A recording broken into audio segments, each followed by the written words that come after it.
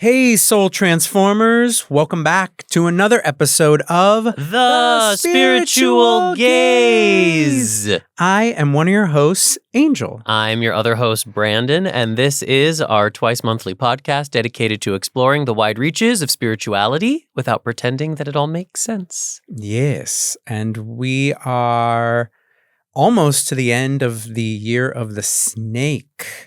So a year of shedding, of transforming, and then we'll be into the year of the horse. But that's not until February. That's not until But I just mean we're like nearing the end of it. That's true. But even more so, we're nearing the end of this calendar year. Is this our last episode of 2025? I think it is. Oh my gosh. Oh my God, it is. Well, I just want to take a moment and I want to congratulate you. Me? Yes, you. ¿Por qué? Because we've been doing this podcast like super regularly since we got it up and running, which was when? When did we get it up and running? In like Gemini season, right? Yeah.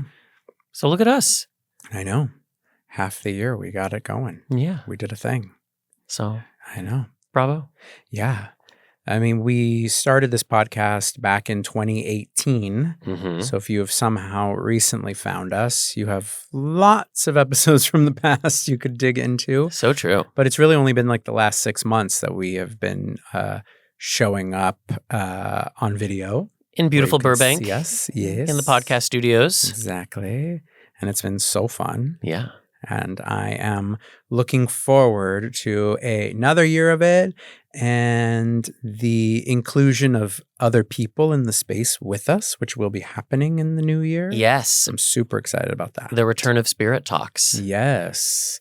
So both in person, and then we'll talk to people, obviously, who aren't in the LA area, and we'll do an interesting new Zoom in of that. Yeah. But that's not here right now. What's here right now is us. And a very special episode. Yes. But should we introduce ourselves first? Because we haven't done that yet. Oh, sure. Okay. I'm Angel Lopez. Yes, you are. I am a writer and a producer and also an astrologer and a teacher of metaphysics. Astrologer. Astrologer. Astrologist. Astrologia. See. Are you still in your Spanish lesson from this morning? Yeah, I had my session with my Spanish tutor this morning, so I'm still a bit in there. But I am still very much, trying to get a firmer grasp of it than I have ever had. But I do think I have a firmer grasp of it than I have ever had. Are we talking about Spanish or your tutor? I think I'm just like talking about life in general. Oh, cool. Though actually, I don't know if I have a firmer grasp of life in general than I ever have. You know, it's like the more you know, The less you know. the less you know, the less it feels like you know. Who are you? I am not your Spanish tutor, although I could be at some point. Sure. I'm Brandon Alter. I am a queer, non-binary spiritual healer. I am also an astrologer and a tarot reader and a writer. Mm-hmm. That's it. That's it. Those are the things. Oh, wow. Those are the main things. So concise today. Thank you. Yeah. I feel like that's pretty much been my intro for like the last 6 months. Yeah. I just think sometimes it can go on into other avenues, but I like this. Oh? I like What this. other avenues? I don't know. Style architect. I am not an image architect. Oh, right. I always want to say style architect. But I am not image Law architect. Roach. We have a very special episode today. Yes. We are going to do a year ahead spread for the Gayzer community. So if you are listening to this, you are a Gayzer. And yesterday, in between clients, when I had called all the spirits in and the room was feeling thick with power, I asked very specifically for a year ahead spread for all of us. Because I was kind of thinking like, yes, if you found us in 2018 or if you're finding us now, like we're all connected in some way. And I do think that a lot of the Gayzers that have like been with us for a while, we've all been kind of on similar trajectories. Mm-hmm. And I think we've kind of like witnessed that. Yeah. And I was really interested in like how our community this year, especially like in 2026, can just like start to feel our own power, feel that like we're capable of like making dreams a reality. I feel like that's so much of part of the astrology of 2026, like the Saturn and the Neptune conjunction at 0 degrees of Aries. And so that was really my intention with this spread was like, show me how the collective community built around the spiritual gaze can really experience the solidifying of dreams. Mm-hmm. So that is what, I don't know if you can see it, but the spread is laid out on the floor here. It's mostly for my reference. Yeah. And we're gonna go through it in a little bit.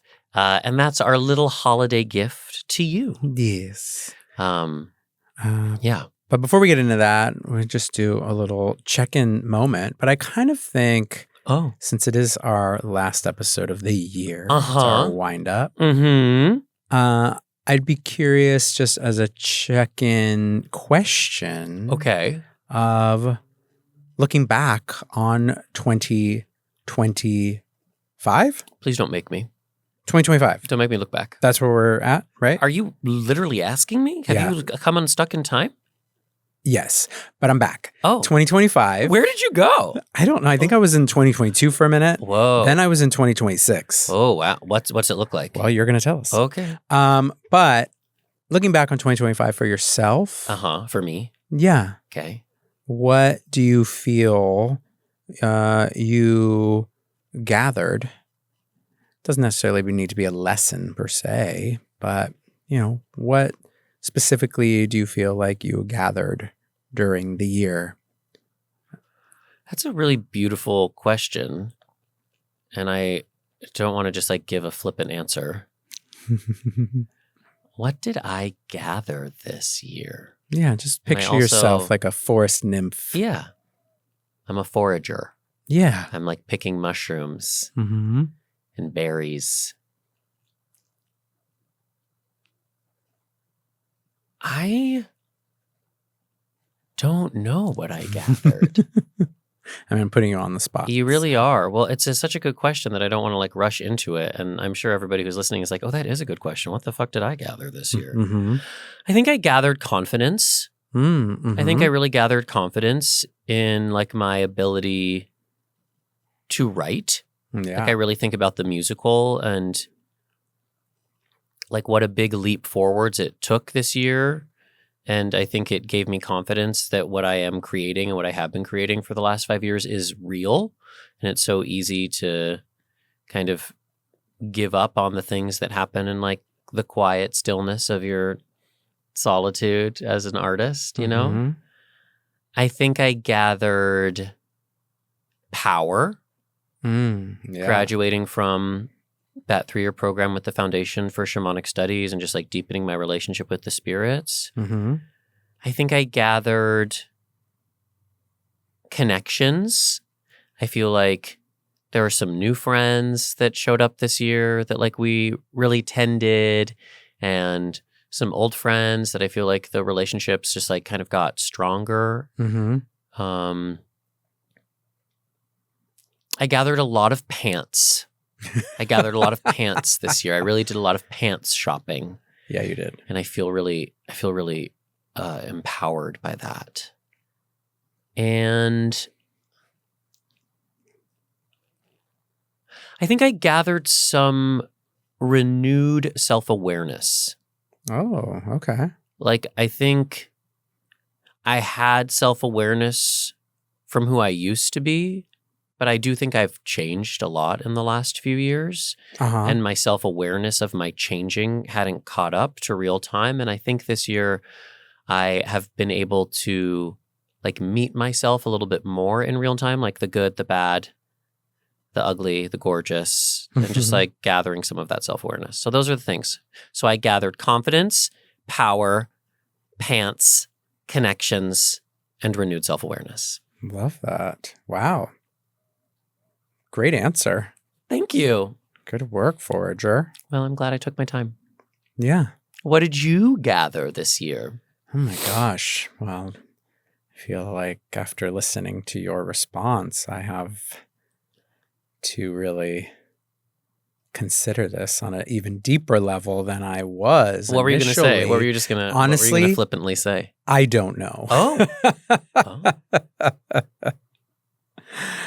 I, in the sense that you were needing to scatter to respond to the question, That I was vamping for myself? Do you want me to vamp for you? need to.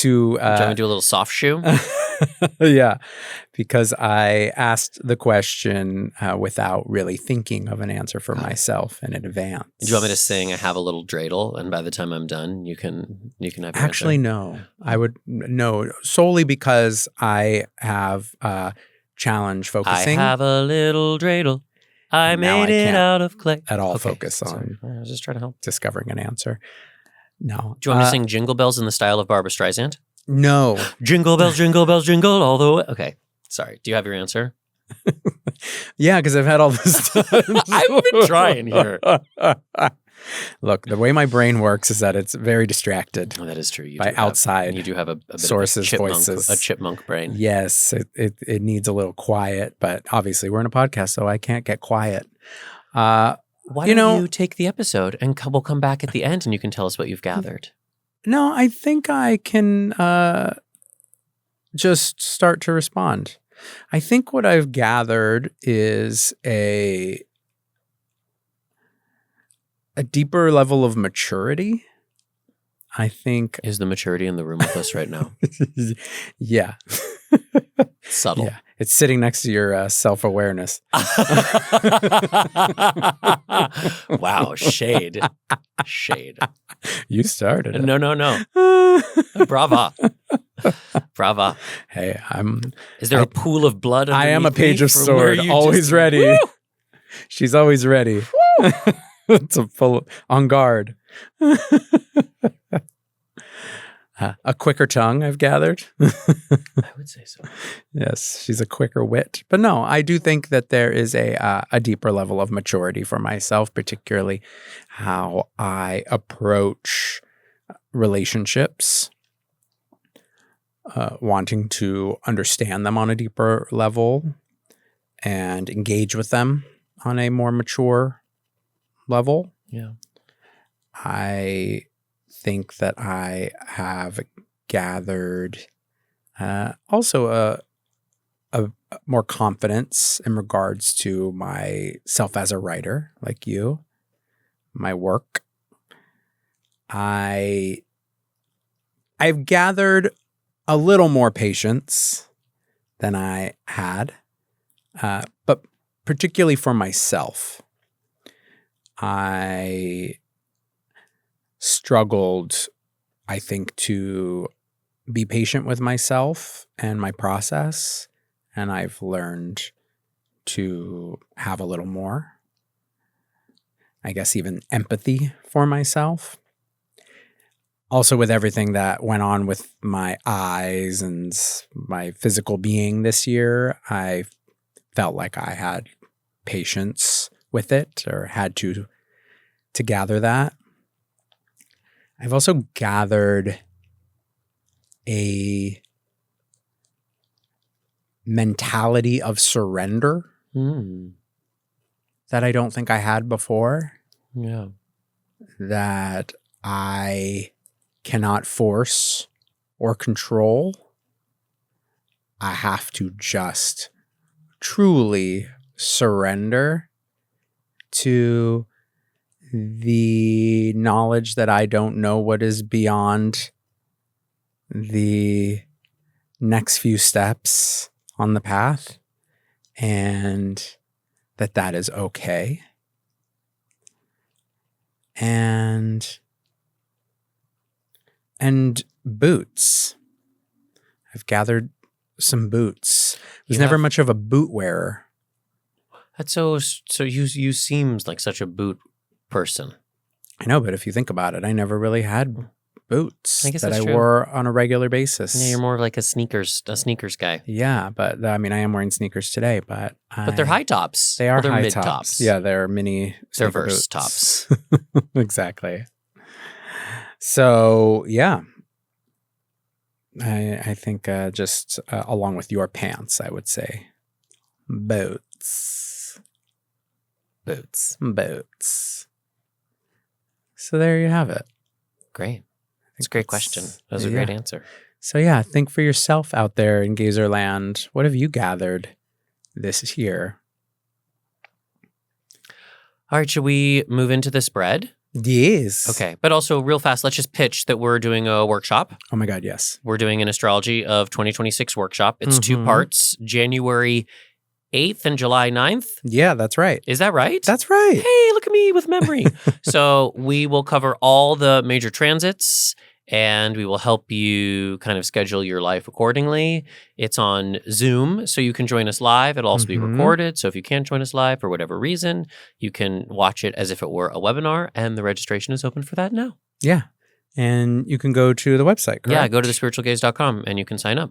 Woohoo. We also have our specials happening. Angel's got the Astrology of Now reading special. Yeah, there's only 10 spots and they're filling up, so they may have already filled up by the time this comes out, but Oops. try going and see. Yeah, shoot Angel a pleading email. He's a total pushover, so he'll probably let you do it. That is true. And if you want a personal year ahead spread, I'm also doing something that I tend to do in January, which is a year ahead spread reading. So if you want a more intimate, more personalized reading, if you're very into this spread, then you can book that, and that's also on the website.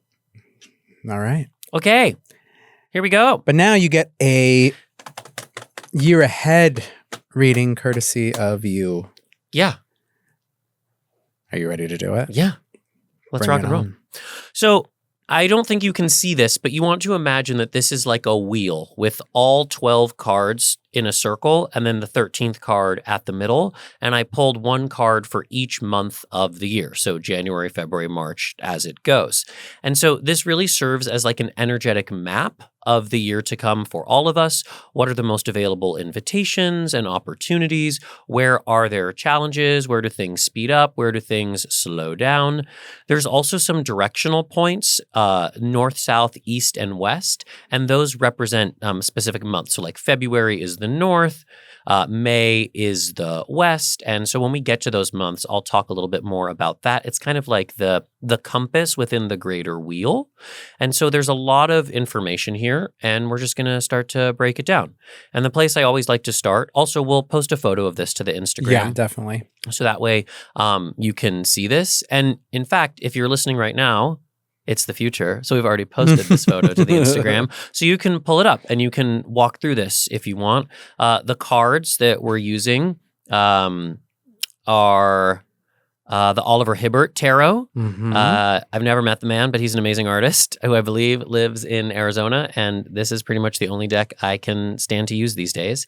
You've used this for a while. I know I've used it for a while. It's really just like seduced me. So I asked for a year ahead spread for all of us, particularly with the intention to show us like how to make dreams reality. And the card at the center is the fulcrum. It's the part of the wheel that doesn't spin. It's what connects all of these different threads, and it's the Three of Swords reversed. And I'll be honest, when I saw it at first, I was a little disappointed because I wanted something a little bit more optimistic, Fun. playful. Yeah. But when I really sat with it, and I really sat with the meaning of the Three of Swords as a response to what I'd asked for this spread, how do we make dreams a reality? The Three of Swords is about abandoning and betraying yourself. It's about how you stab your own heart by ignoring your innate knowing. Threes are creative in the tarot, they generate, and swords are mental. But the way in which we can create stories and language can oftentimes go against our own heart. It goes against who we are. And so the reversal can sometimes indicate like, hold this back a little bit, like less of this, or potentially it's a new way of seeing an energy that you assume you already know. So when I really break it down, like how do we make dreams a reality? We stop abandoning ourselves. We stop betraying ourselves. We stop doubting ourselves. Yeah. We realize what are the stories that we're telling ourselves that create unnecessary obstacles in the road to creation. And we release them. Yeah, well, we figure out how to pull those swords out. First, you have to like notice how you're stabbing yourself. And then you have to do the hard work because it's more painful, I think, to pull the sword out than to put it in. Yeah, and if you think of looking at the card from a reverse standpoint, the swords, the heaviest part of the sword is Now on the bottom. now at the bottom, so it has a better shot of just kind of falling out. Sliding right out. Of sliding out. Beautiful. So look at it from that perspective. Yeah, and to me, we could think of this as like intrusive thoughts, negative self-talk, the inner critic, all the Yeah. things we do to hurt ourselves. Painful stories of the past that But we have used to define ourselves now. True. But something I think about with the Three of Swords, and just like when I meditate on negative self-talk a little bit more deeply, usually a lot of the negative things we say are stowaways. Like it's something a bully or a parent or a elementary school gym teacher said to us that then just like got trapped in the like snow globe of our brain, and we just like keep regurgitating it. Because I think we, like our soul, our heart, would never talk to ourselves that way. Yeah. Like your heart would never call you an idiot, you know? Your heart would never tell you that you're not capable of your dreams. Right. That's something else. That's a stowaway. Yeah. And so I think this year is giving us permission to really start to identify for ourselves who the stowaways are. Yeah. And it's always helpful, I think, to really deeply analyze, because they can also be powerful masters of disguise. And they come across as thoughts that sound protective, right, helpful. Yes, totally. But they really are just intrusive negative thoughts that have camouflaged. Yeah, they're cloaked in the guise of helping you, but really, they're fucking your shit up. Yeah. And you know who they are. You know what they sound like. Yeah. Peggy. What if we just let one of them go this year? Well, 3. You got to let 3 go. Let 3 of them go this year. But you got the whole year. You have the whole year. All right, so we're going to come back to the Three of Swords because the Three of Swords connects all of these other energies that are happening. But let's start with January. We're really 0 for 2 here with the cheery cards, because January is the Tower reverse. But I do want to say reversed that when hard cards come in reversed, it's generally a little softer. Yeah. So Three of Swords can be a little hard. The Tower can be a little hard, but they're coming in sweeter. They're kind of curling into you like a sleepy dog. So the Tower, what can be said about the Tower that hasn't already been said? It sits below the High Priestess. When we break up the tarot into 3 rows, there is a vertical row of the High Priestess and the Hermit and the Tower. And what the High Priestess and the Hermit are able to do is see in the dark. They're able to have an awareness of the other world, non-ordinary reality, what's on the other side of the veil. And the Tower is when whatever that border between here and there gets ripped away. The veil is diminished, dissolved entirely. And so the Tower can be very jarring because all of a sudden what we thought was so secure, a foundation that we built our whole life upon, just immediately gets eroded before our eyes. But what that does is it frees us up to see the truth. That's really what the Tower is all about. And the Tower happens after the Devil, because the Devil is the cosmic gatekeeper who says, like, if you can't deal with me, if you can't deal with your own ambition and sexuality and capitalism and like the nuts and bolts of being here, you're not ready for what comes next. But if the Devil grants you access, you're immediately in the realm of the Tower because you are ready. And I would say that this Gayzer community is ready to see what's beyond the arbitrary horizon that we agreed was the end of the world. We're now seeing beyond it. Wow. Yeah. Hefty. In a gentle way. And I do think astrologically, the themes of dissolving reality and foundations, it's very Saturn, Neptune. Yeah. And in January, Neptune is going to return to Aries from Pisces. And in February, Saturn is going to do the same, return to Aries from Pisces. And in February, they are conjunct. Yeah. So it's already happening now with both of those planets moving direct. But we really are starting to see how truth and reality evolves. Yeah. Yeah. But there's something about just like the Neptune shift in Aries in January that speaks, I think, to that Tower card, because it is, or that reversal of it, right? Because it is bringing some sort of form even if it is fire form, but, Neptune and Pisces is just kind of, There is no form. it It's is just deep formless. illusion. Yeah, it's just the void, reflecting on the void. Yeah. Aries brings some light to it. Yeah. And I also just want to say with that, I always think of like the word breakdown when it comes to the tower. Mm-hmm. And it's a breakdown we can't control. Yeah. And with the reversal, I think it's worth considering it as a breakdown we can control. Mm. So what part of your life does need to break down, that you need to break down, break apart, in order to actually have the breakthrough that takes you forward. That's what they always said in drama school. You got to break down to break through. Oh, well, there you go. That to me is then very much tower reversed. Yeah. The scales fall from your eyes, whatever those scales may be. Mm-hmm. And with the tower reversed, you get to maybe choose, as you're saying, what do I want to look at? What parts of my life, what relationships, what concepts, what stories, and just actively pull the scales from my eyes. See where you have been kind of like willfully blind about certain things. Where have you been stubborn? Where have you been stubborn? Where haven't you been stubborn? Yeah. That's really the question. Because then we find ourselves marching into February. So February is the Queen of Swords. She's direct. February is also the North. So the position of the North, and there are as many interpretations of the four directions as there are cultures on the globe. So you're getting Brandon Alter's interpretation of the four directions. But for me, the North is kind of like the long, hard road. Not unlike the North Node, it's this thing that our soul is craving, but it's craving it because it doesn't necessarily have a wherewithal for it. So it is a little challenging, but it's a challenging thing that would feel so good for us to achieve or to move towards.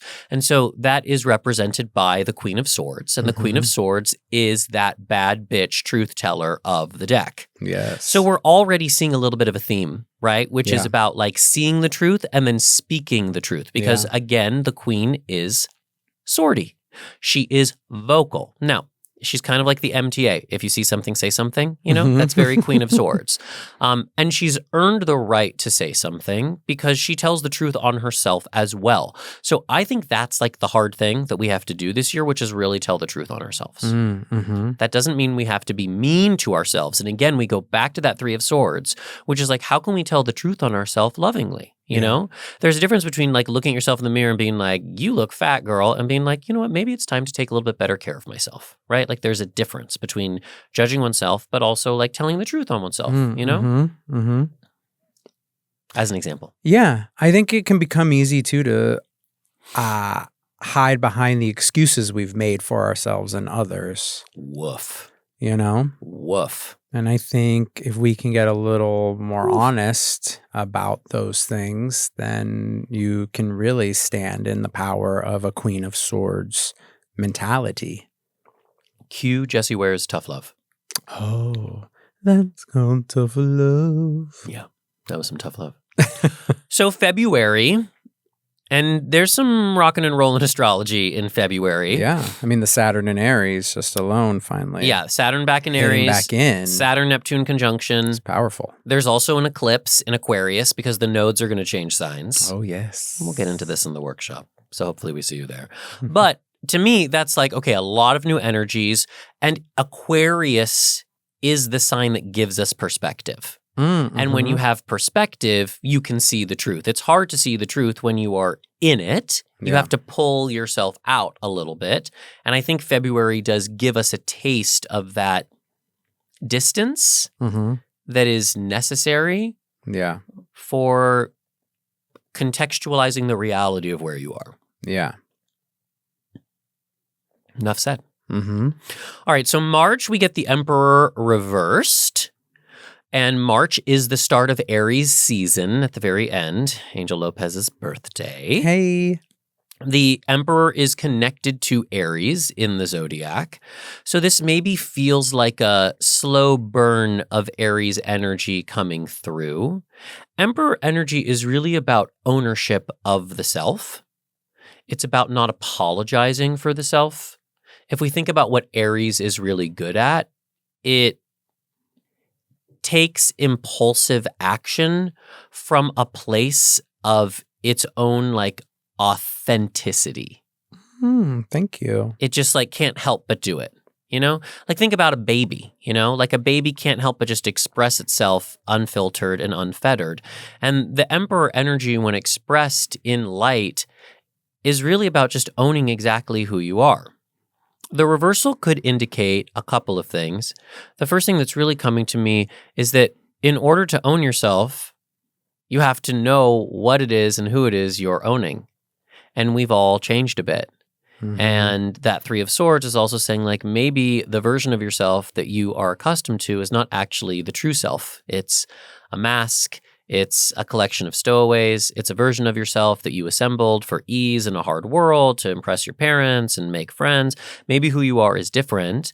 And when March rolls around, we're kind of meeting ourself in a different way and having the slow progress of owning that.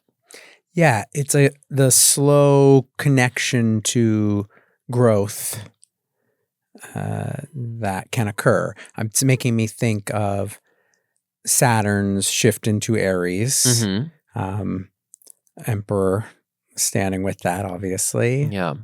And to consider yourself back in 2018, 2019. I'd rather not.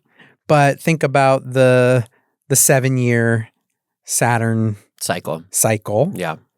You know, like it's a square, right? So it's growth. Yeah, for sure. So there is probably some element of your life in this March area that allows you to look back at who you were in 2018, 2019, and how have we grown or not? Yeah. What's the progress we need to acknowledge or activate or move on, you know? That's really interesting because that was Saturn in Capricorn, right? Like that's the square. And we know that, you know, the Saturn-Pluto conjunction, which was like the beginning of COVID and the dissolution of all like the great structures that we thought were, but now we're like, it's a trickle-down effect. Like so much of those structures have fallen apart or we're at least seeing like the big cracks in them, you know, and like, you know, some people in places are really holding on.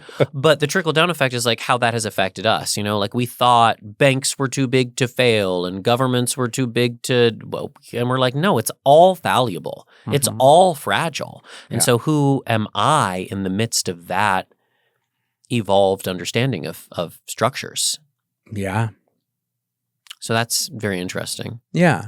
And also to consider that like the growth wants to happen. So what old elements of you too have you just like continued to give power to make an emperor in your life? And I keep looking at these from this direction and seeing the emperor upside down. Like it's time for that emperor to fall from the chair. Oh, queen. You know? That's some good prophecy right there. So you heard it here first. From March, the emperor falls from the chair. Yeah. Which emperor piece of you needs to fall from the chair? But, you know, we got a taste of Saturn and Neptune and Aries this year. Yeah. And it was a little bit about like, okay, how do you do the hard work to like own yourself as like a spiritual warrior? Like, how do you do the individuation to be your dream in the world? Not just like have your dream, but to like be your dream. And in March, in Aries season, and now we've got both of the planets in Aries. It's like, and I asked, like, how do we make dreams a reality? It's like, you got to be your dream.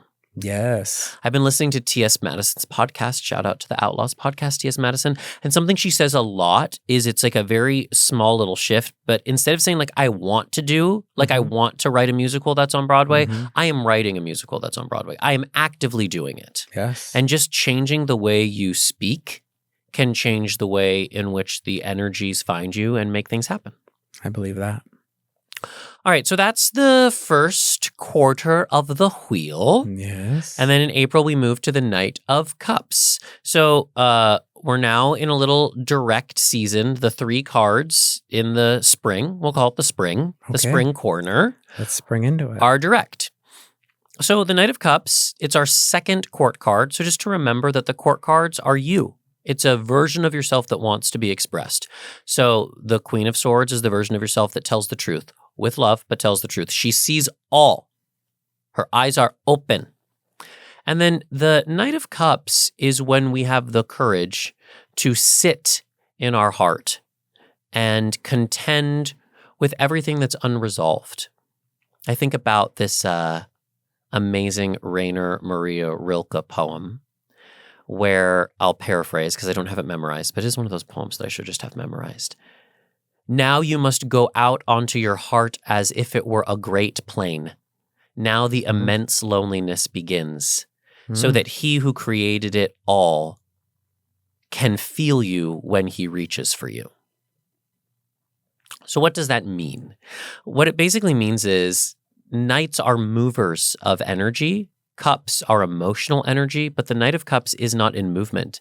The Knight of Cups is wise enough to know that the way we move emotions is to sit and let them move through us. And the way you do that is to just be there for them, to sit in your heart as if it were a vast plain, to be with your loneliness and your sadness and your grief and your disappointment and let it move through you like the flu so that you are available for that which is reaching for you when it does. You know, it's a form of ripening. I like that. And so April gives us an opportunity to sit in our hearts. And listen, we're contemporary people. We have a lot of distractions available to us. As soon as we feel a hint of discomfort, we're, scrolling Instagram, we're shopping, we're touching ourselves, we're talking on the phone, we're distracted. But the Knight of Cups would say, maybe take April as an opportunity to turn away from your distraction and to turn inwards. Might be a nice month to go on a little retreat, Yeah. And see what is unresolved in your heart. Yeah, I'm recognizing too that there is Mars shift into Aries in April. And though Aries is a fire sign, and not a water sign, the cups, but I do feel like there is an intuitive component to Aries, which I think overlaps with cups energy. So there's something here that speaks to like a confidence in intuition too. Maybe not into a specific intuitive sense you have in that moment. Perhaps that comes with the stepping back, stepping within, connecting. Yeah.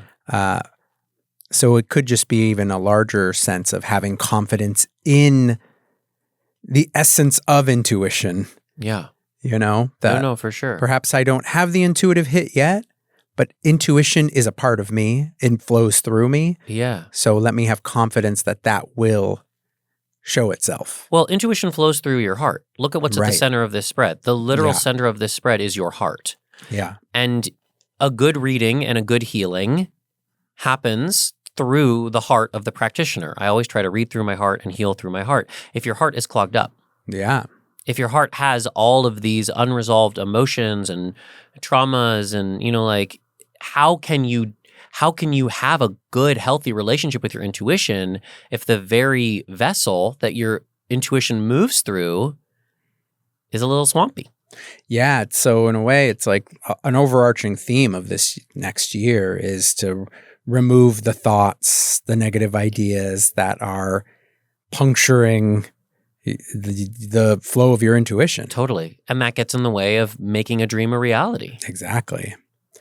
So, okay. Let's flow in. Let's keep flowing. Okay. So in May, which is the West, is the Wheel of Fortune. I also just want to acknowledge that you'll notice when you look at this spread, because the card that comes after that in June is Death. And Death and the Knight of Cups look very similar. They're literally posed in the same way. They're both a figure on a horse. Yeah. So I just want to flag that and we'll come back to it. But what separates those two, because they didn't come one after the other, they're separated by the Wheel of Fortune.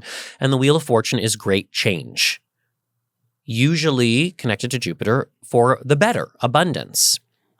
The West is where the sun sets universally, I believe. Is there anywhere where the sun doesn't set in the West? No, I don't think so. So I take my signification of the West position from what that is. It's a place of healing. It's a place of release and merging and transformation. It is a place of death. right? The sun is born in the east and it dies in the west, and there is death sitting right after it. But to me, I think what we're doing is we're healing our relationship with great change, healing our relationship with abundance. The Wheel of Fortune wants you to have a bigger, better life than you ever could have imagined for yourself. But in order to do it, you got to spin with the wheel. If you don't spin with the wheel, you get crushed. You're roadkill. And you don't want to be Jupiterian roadkill. Nobody does. You want to be able to evolve. And I think we are living in a time of incredibly fast change. And it's very easy, myself included. I'm a 40-year-old human, soon to be 41 in February. I miss the good old days, even though they weren't that great to begin with. But it's hard to keep up with how fast things are evolving. Yeah. And we have to heal our relationship with that. Yeah. The sun will conjunct Uranus in May. Woo! So there you have a big illumination on that fast change. In Taurus or in Gemini? That Uranus brings. I believe in... Because when does Uranus move back into Gemini? It happens in Gemini. Wow. 1 degree. So that feels like that does feel like big change. And that's going to trine the Pluto in Aquarius. And we have to ride with the change. We have to embrace the evolution, even if it scares us, even if we don't entirely know where it's leading us. Because again, that's another way that we stop the momentum of our own dreams. Yeah. Is by not trusting that your dream is for this moment. And so whatever's coming through in this moment, like I have a weird relationship with AI. I'm not like loving it, but I also know that this is part of what's happening in our evolution as a species, and it has to be partnered with in some sort of way. We can't just like close our eyes and our ears and pretend like it's not going to happen. Totally. And so that is the big change, like Wheel of Fortune is the change of the season. It's the change of energies around you. And then death is the great change that happens within. Mm-hmm. And this is the order in which they come in the tarot as well, is that it goes Wheel of Fortune and then death. Yeah. I mean, there's some other cards in between. There's Justice and, the Hanged One and things of that nature. But death is our ability. It's death and rebirth. It's death and rebirth. And the sun in the death card, I actually think is a sunrise, not a sunset. Because the Hanged One is the harder part of it. It's the letting go. It's the surrender that Angel was talking about having gathered this year. That's really the death, the dying. And then when death comes to us, and you'll notice that like death is being greeted like with open arms. It's like, thank God you finally came. Like, I'm so sick and tired of my ego. I'm so sick and tired of like how rigid and crystallized my thinking about myself and the world has become. Like, thank you for like bringing this good death to me so that I can be reborn. And that's what comes in June. Yeah. And June has, I believe, a lot of astrology happening. Yeah. But the one that's jumping out at me is the Chiron shift into Taurus. It's huge. For the first time. I mean, that is so huge. And if we think of Chiron as this great wound that we need to heal in our lifetimes, and death then involved in that, it's really kind of dying to a way of being. We've been living with a certain wound for so long, and now it's time to like die to that way of being and be reborn, as you said, in a new way, in a newly healed way. But can we do the work? The physical, tangible work to actually allow that. Yeah. So June, I think, begins to offer some of that more so. Isn't June also the Jupiter shift into Leo as well? I believe so. Yeah. So a lot of new beginnings energy. Yeah. I also just want to mention, because we're circling around the West, which is a position of healing, and there are really only two ways in which things get healed. This is, some of the teachings that have been passed down to me. Things heal through love, or things heal through death. Period. That's it. Those are the two roads. And so, we're very afraid of death because we're very connected to our ego and our individuality, and Goddess knows I am as well. But I also know that death is a great healer, like the rose bushes have to be cut all the way back, or else they can't grow again next season. Mm-hmm. So it's also just worth like meditating on in May and June, like, okay, what needs to be healed through death and what needs to be healed through love? Yeah. All right, let's power through the next 6. Yeah. We got about 15 minutes. It's not like I'm going to pull a card at the end of the podcast. I pulled 13. So let's do it. So we're about halfway. We're about halfway there. So in July, things get a little. It's a different energy here. Well, with the rebirth Comes some more death. Things a reveal. are dying. Yeah. So the Ten of Swords reversed. Now the Ten of Swords is reversed. Again, another hard card, right? Like some of the hardest cards in the deck are showing up for us this year with the Tower and the Three of Swords and the Ten of Swords, but they're all reversed. So again, I think it's like if you don't, and maybe this is also part of the Saturn and the Neptune, it's like if you work the Saturn, the Neptune will like soften the blow.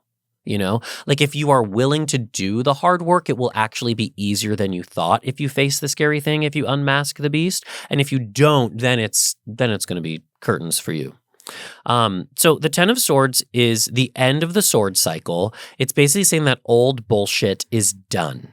And so I think halfway through the year is when we're really able to see the source of those three swords that we've been centering around all year. You're able to kind of walk your way back.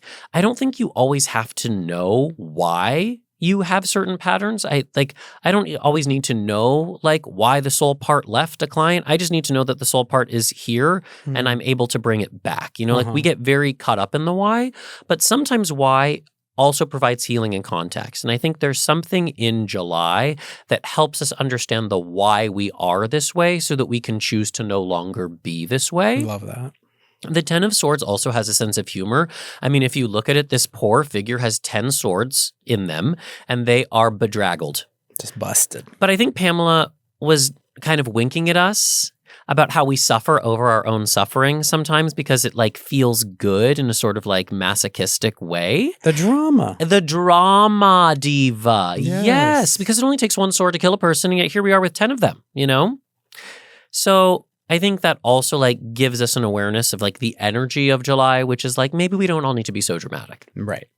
Maybe we can just be like, oh, yeah, I was abandoned, and now I am comfortable with the energy of abandonment, and so I behave in a way that forces people to continue to abandon me because that's the only thing I know. I could sit here and I could cry about it, but I've been crying about it my whole life, so maybe I just make different choices and we move on. Yeah. I like that. Por ejemplo. It feels like August kind of has some elements of the drama as well. How do you figure? Well, the card is Strength reversed, and we know Strength is a card related to Leo. So, though direct, it is a very powerful, great card, right? Yeah. I do think, like reversed, it can maybe see where we've grown overconfident, where we've touted ourselves, and maybe need to come down to earth a little bit. It's beautiful. Yeah, that's very good. So we've arrived in the South as well. So August is the South position, and the South is a place that you go for power. So if the North is like the long, hard road, the South is the place that you get to take a break. Like you can't always be heading north. Remember, like this is an esoteric compass, okay? So you're heading north. You're heading towards the telling the truth on yourself, but that can be hard and you can be exhausted. And so the South is when we just like, we turn, we face the opposite direction, and we build a camp, and we light a fire, and we gather ourselves for the next leg of the journey. And so I think the place of power for us is Strength reversed, which is maybe a new strength, a different strength. Your place of power aren't the things that historically you have been confident about. Your position of power is your ability to pivot, to turn inwards. What if your power is your ability to give up some of your power, to not always feel like you have to be in control? Strength reversed to me feels like a little bit of surrender. And again, what's interesting is when you're looking at it upside down, the lion's on top, not the lady, And the lion represents like our own. Okay, so like what are we really looking at when we look at the Strength card, right? You're looking at someone prying open the jaws of this lion. And some people interpret that as like, a fearlessness. But the lion is also the lady.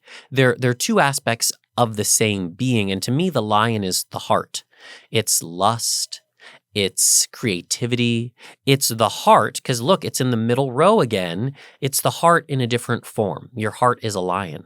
And so again, I think it's about letting the head be beneath the heart, right? Like in Western culture, we elevate the head and we sublimate the heart. We're like, nah, like you have a feeling, but we don't really trust feelings. We trust what we can codify and think. But in the East, there is a tradition of elevating the heart. And so I think that this is another way of saying that in August, we elevate the heart above the head and that we are powerless against our heart's desires. We are powerless against the things that want to come out of our heart and come through our heart. And that's also why strength is a card that signifies creativity as well. Because if a good healing comes through your heart, what is art but a good healing? That has to come through your heart as well. So I think it also could just be a return to creativity. I know that a lot of gazers are very creative people. Yes. Even if they're not in creative positions. And this might be a moment to remember that your power comes from your creativity as well. Okay. Rockin' and rollin'. Where are we in ordinary time? What's the month that comes after August? Is it September? Okay, great. I just came unstuck in time. Isn't it fun to be in the future? So here we are in September of 2026. And we are Page of Swordsing. And this is our second Swords court card. And I just want to say, babies, it's a lot of swords this year. You know what I mean? There is a sword in 3 of the 4 corners. No, that's wrong. There's only a sword in the top and the bottom. So the shoulder seasons are swordsless, even though we have that 3 of swords happening all year long. Anchoring. Okay.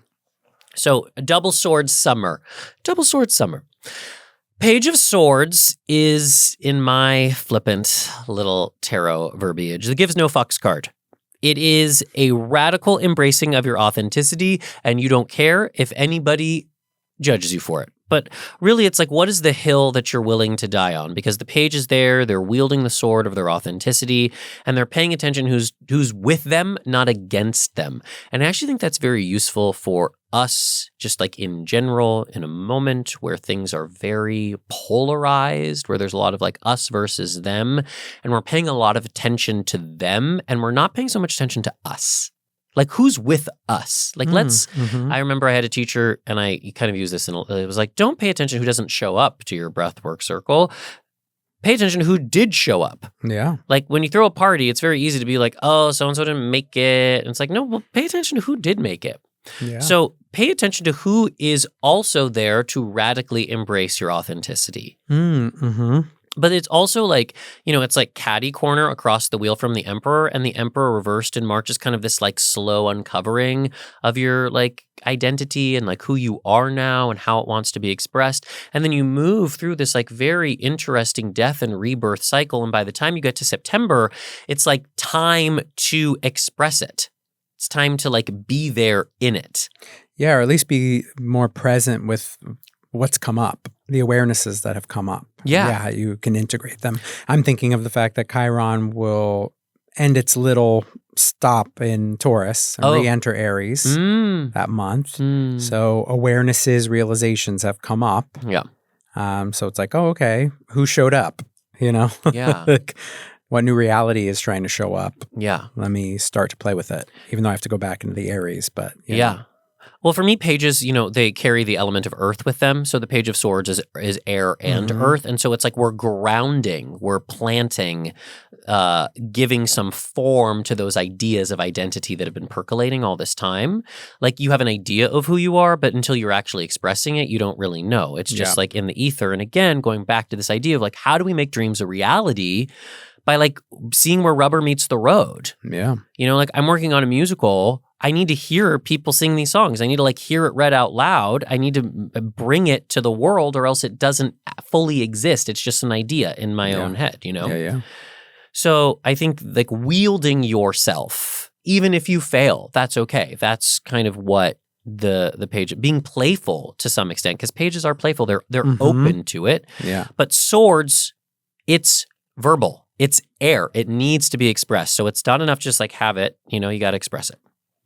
Okay, then we move to October, the Libra Scorpio season, and we've got the 6 of Wands, which is so nice. Because to me, this is a card that really speaks to our ability to move with grace in the world. And wands, and I do believe, is this our first wand so far? And also, do we not have a single motherfucking cup? No, we do. We have the Knight of Cups. Yeah. Thank goddess. I was like, that's a strange spread without a cup. But we don't have any pentacles. No pentacles. Weird. Okay, we'll Yeah. break that down at the very end. So 6 of Wands is about rising above the fray. It's about going where the grace is. And if you notice that things are difficult, it's probably because you are going against the energy. And so, what is the energy? It's like, what's the weather outside? Like if it's raining, like don't put on a bikini. I mean, unless you're okay with getting wet, but it's like, go with the energy, like go with the flow. Like if you're not inspired, then take a break. And I think the 6 of Wands really wants to help us expand our energy, help us do more, help us feel more vibrant. Mm-hmm. And the way to do that is to be able to fold your little energy. And I don't mean that like in an insulting way, but like, we're all like, what am I compared to an eclipse? You know what I mean? Like, Yeah. but to fold my energy in with the larger energy of whatever's happening. Going with the flow, but not losing your own intention. Very 6 of Wands. Yeah. And so that's our October. And it's also like, if we're trying to bring something into reality, if we're trying to make a dream real by the end of the year, this is a moment to kind of see where all your hard work has gotten you and start to fold that in. Yeah. Okay, so then we come to November, which is also the East. So the East is where the sun rises. It's the new, the fresh, the clean. It's an energy that hasn't been with us for some time. And what we're looking at is the 9 of Wands. So we have this like little Wands corner in October and November. And Wands are fire. It's how we take action. It's spirituality and sexuality. It's the hidden aspects of reality, right? Like we tend to hide sex and we hide spirituality. But that's because these things have more power and pleasure in the dark. And so I would say that 9s in general are graduations, and we are graduating with our relationship to magic, spirituality, sexuality. And we also understand that these things do take time. So even though this is like a new energy that's coming through in November, it's also here all year long. Mm-hmm. And I think it's speaking to the patience that we need. Yeah. Like the patience that we need, because maybe that big dream isn't going to be fully manifested this year, but that doesn't mean that you're not seeing progress. Yeah. And so the 9 of Wands is kind of like our trust in the long process that's worth giving ourselves over to. And I also think that like the magic wand makes something happen. And you have to remember that you are also a magic wand. Like it's happening through you, not always by you. Mm-hmm. And that's part of an understanding about the alchemical power of the heart as a vessel, which is that sometimes it's coming from your own authenticity, and sometimes your authenticity is just the vessel through which something greater is being expressed. Like if you think about like great movies or songs, it's like there's a point of view, and that point of view helps tell a specific story, but the point of view is like the wrapping for the divine message that's being served. And it's good for us to be aware of like, when am I the message and when am I just the messenger? Yeah. And that's part of what's happening in this Wands process here. And then we end with the star reversed, which is always nice to have the star show up. And the star takes us back to Aquarius, takes us to that great perspective. But the star is also our connection with the source of our being. The star like touches the kind of infinite waters of consciousness and creation, maybe even like soul, like, I don't know. Wasn't there a movie called like The Soul of Water? Or is there a book called The Soul of Water? The Shape of Water? The Shape, oh yeah. I just think that like if the soul had an element, it would be water. Yeah, no, that makes sense. And so the star is kind of like touching the creation place. It's a card of healing.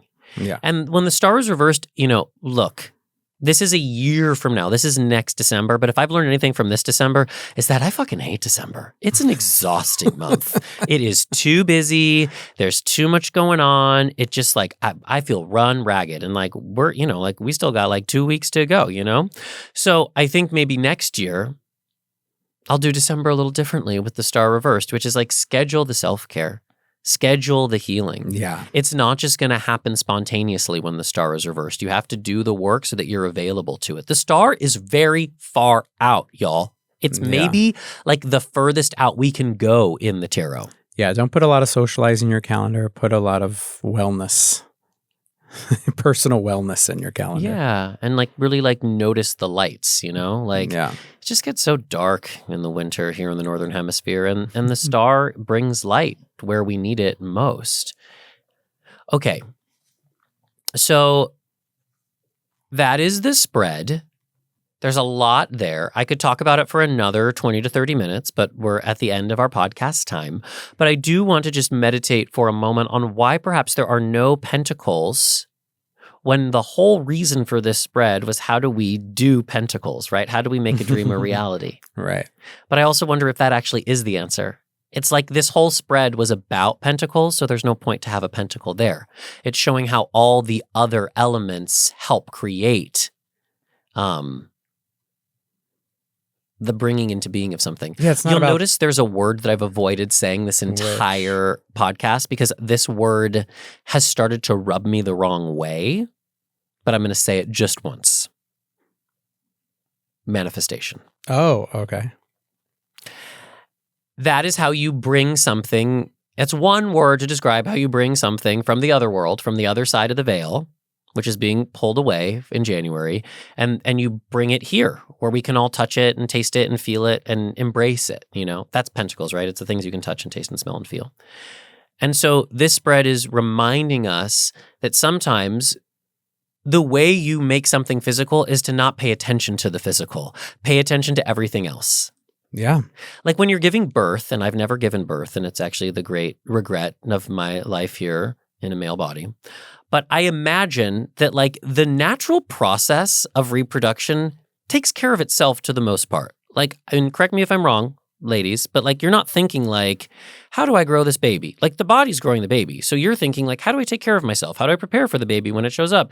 How do I celebrate the miracle of life? Like all of these, everything besides the physical act of actual reproduction. Mm-hmm. And maybe that's something we have to think about when we're trying to bring something into reality is what is everything else that we're building around it so that when it appears, when we trust that it's going to show up because it's coming from our heart, it wants to be here as badly as we want it to be here.